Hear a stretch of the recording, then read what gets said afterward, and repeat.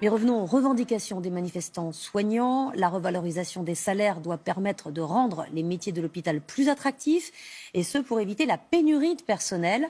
Ainsi, à l'AP-HP, l'Assistance publique Hôpitaux de Paris, il manque 120 manipulateurs radio.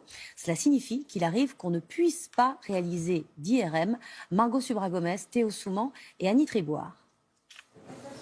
Transférer ce patient du brancard à la table d'examen. Lui poser une perfusion. C'est Aurore Lassalle qui s'en charge. Elle n'est pas infirmière, mais manipulatrice radio.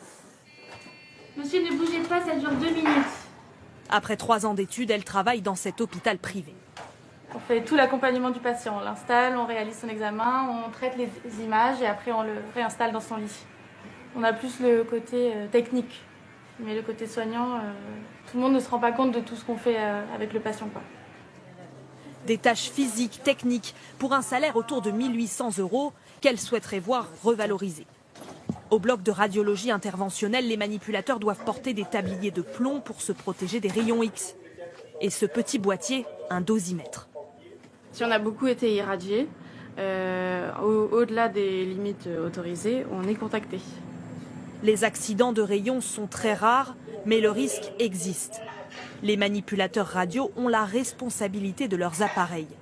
Des compétences très particulières. On gère tout ce qui est logistique de la machine. Donc on vérifie les rayons, on vérifie qu'on est bien dans le bon protocole.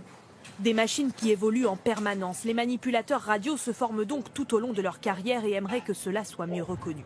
Dans cet hôpital public marseillais, ces 2 manipulateurs gagnent moins de 1 800 € net par mois après 10 ans de carrière.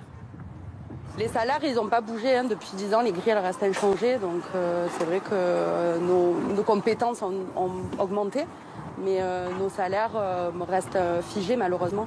Conséquence, certains vont exercer en clinique où les salaires sont en moyenne 2 fois plus élevés. Face à la pénurie, cet hôpital public parisien a même dû fermer un scanner et une IRM pendant 8 mois avant finalement de mettre la main à la poche pour recruter. On propose donc à ces nouveaux arrivants des hébergements à loyer modéré et on a donné des primes de sous-effectifs aux manipulateurs en radiologie et l'accès à des heures supplémentaires. C'est environ 300 € net de plus pour les manipulateurs radio de son hôpital, la revalorisation minimale que réclame toute la profession.